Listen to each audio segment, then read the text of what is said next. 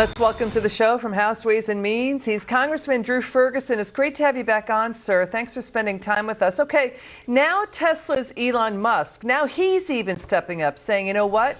We probably need a new social media platform to replace Twitter. He put out a poll and he asked his Twitter followers, does Twitter adhere to the principle of free speech? More than 70% said no. So Elon Musk is saying Twitter's censoring and suspending people. Liz, we have a system that doesn't work. It doesn't work for the individual user. It doesn't work for the consumer.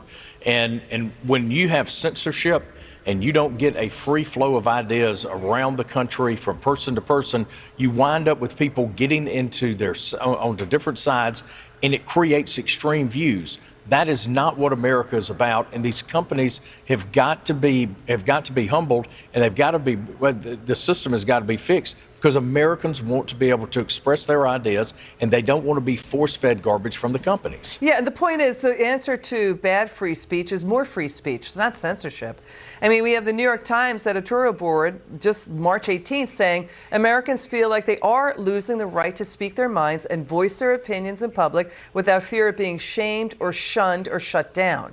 So, you know, if somebody can't tolerate a different opinion, you know, they tend to shut the other person down. That happens to a lot of conservatives when they should just listen and maybe get their hearts and minds changed instead of being so intolerant.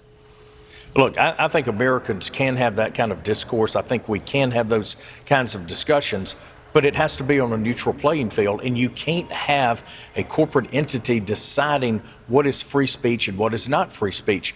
That's wrong. And look, I think we've got a system overall that's broken. Why in the world do we have these huge companies that have our data? We don't know what data they have. We don't know what they're doing with that data. We're not even sure that the permissions that we give them are really accurate.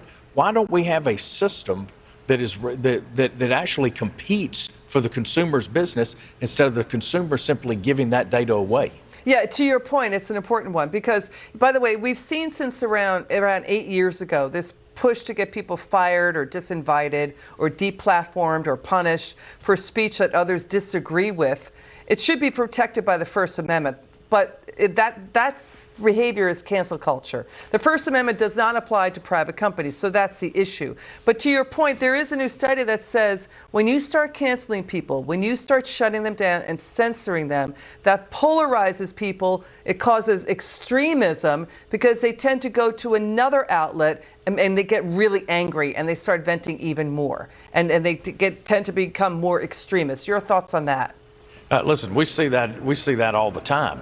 And I can tell you as a member of Congress, I see that when you only hear from one side or you only hear one point of view, someone is very likely to get mad, to get angry, to go off in a hole. And because when they don't get their voices heard, it is incredibly detrimental to them as an individual, and it's detrimental to our constitutional republic and our democracy. It's not right. And let me say this, Liz, I don't think corporations have the right to violate the Constitution any more than the government does or an individual does.